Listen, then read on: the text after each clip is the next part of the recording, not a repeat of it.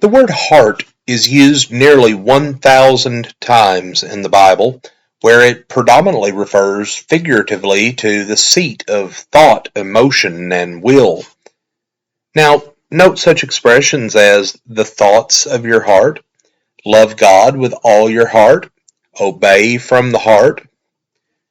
Vine's dictionary says it came to stand for man's entire mental and moral activity, used figuratively for the hidden springs of the personal life.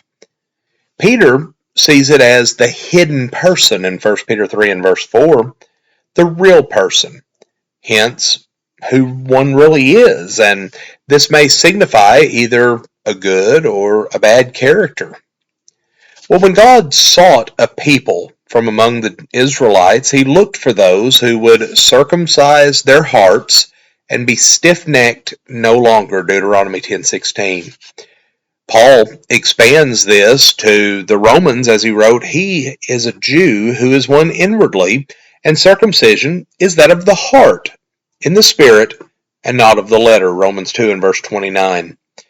Notice he's not saying letter obedience is unimportant, but when it is letter only and not from an honest heart, thus not truly representing our innermost feelings, then it's hypocritical and maybe stiff-necked rebellion against God. It's little wonder that Jesus said that the first and greatest commandment is to love the Lord your God with all your heart, with all your soul, and with all your mind, Matthew 22, verses 37 and 38. While heart, soul, and mind do have meanings independent of each other, Jesus pulls them together here to say that our love must be genuine, from the very depths of our being. Again, in Romans 2 and verse 29, and also Romans 7 verses 18 through 25, the inward man, his will or his mind, are ways of identifying the spirit that is within man.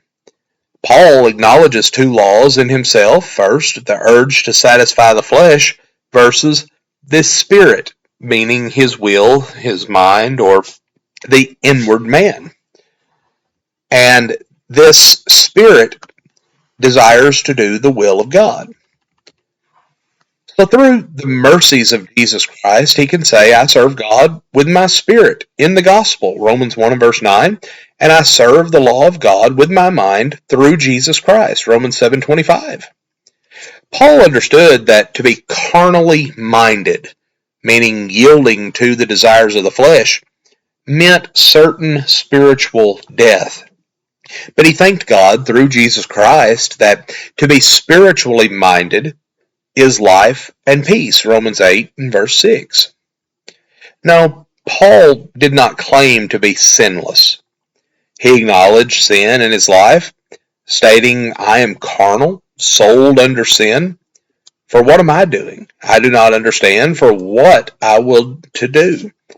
That I do not practice, but what I hate, that I do, Romans 7 verses 14 and 15. But also, he says, I do not understand, or as the King James says, I allow not, and I hate. He tells us here that he was struggling with sin, the temptation to give in to those sins. No, the Apostle Paul did not have a carnal mind or a worldly will about him or a spirit that reveled in sin. His desire was always to do right. And that tells us that he went humbly to God for forgiveness when sin did occur. In fact, such a spirit or attitude is essential if we are to gain access to the throne of mercy.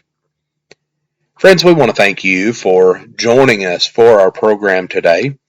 We pray that you will give serious thought to these things that we've discussed, and that God will bless you with a wonderful day.